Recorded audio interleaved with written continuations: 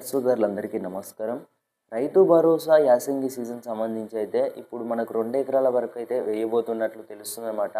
ఈ 2 ఎకరాల వరకు చూసుకున్నట్టయితే మనకు జిల్లాల వారీగా నిధులు విడుదల చేస్తారా? సరే, ఈ యొక్క లిస్టుల వారీగా అంటే అప్పుడు మనం చూసుకున్నట్టయితే ఎన్ని వేల మందికి అప్పుడు డబ్బులు అనేవి అయితే పడ్డాయి. అంటే పోయిన యాసంగి సీజన్ ఏదైతే ఉందో మీ అందరికీ తెలుసు.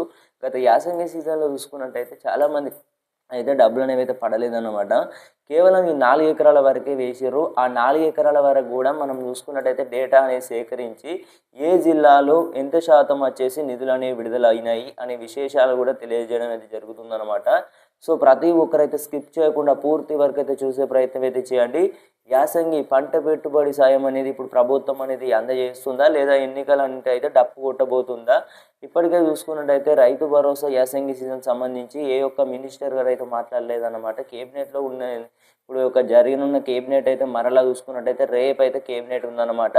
రాష్ట్రంలో కేబినెట్‌లో చూసుకున్నట్టయితే ఖచ్చితంగా రైతు భరోసా డబ్బులకు సంబంధించి ఈ యొక్క విశేషాలకు సంబంధించి అయితే మాట్లాడాల్సిన అంశం అన్నమాట.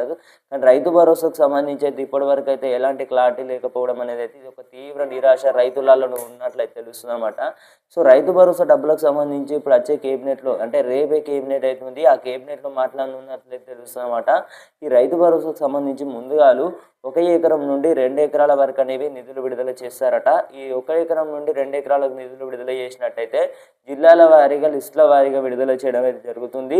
సో, ప్రతి ఒక్కరైతే ఇప్పటికే మనకి ఒక ఎన్నికలైతే ఉన్నాయి. ఎన్నికలు ఉన్న నేపథ్యంలో మరి రైతు భరోసా అనేది మరి జల్దీ ఓడగొట్టుకుంటే ఓ పని అయిపోతుంది కదా! అటు రైతులను కూడా మేలు చేసినట్టు అయితది. అటు పాజిటివ్ సైడ్స్ ఉండడమే జరుగుతుందన్నమాట. ఇప్పటికే చూసుకున్నట్టయితే చాలా వరకైతే రైతన్నలు తీవ్ర నిరాశతో ఉండడం అయితే జరిగిందన్నమాట.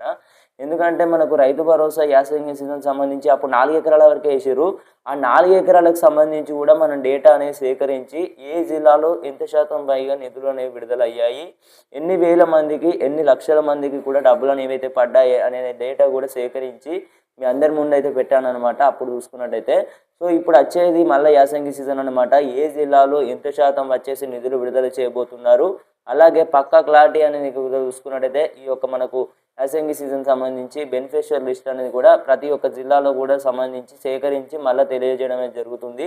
మరి ఈ యొక్క ఎన్నికలు అయితే ఉన్నాయి. మరి ఎన్నికల డప్పు కొడతారా? మరి రైతు భరోసా అనేది ఏమైనా వేసే ఉన్నదా? ఏమైనా వడగొడతారా? లేకపోతే చూసుకున్నట్టయితే మరి ఎన్నికలు అంటే ప్రచారాలు అయితే మరలా ముందేసుకుంటారన్నమాట. మరి చూడాలి. ఎన్నికలు అంటేనేమో సంకలు కొడతారు.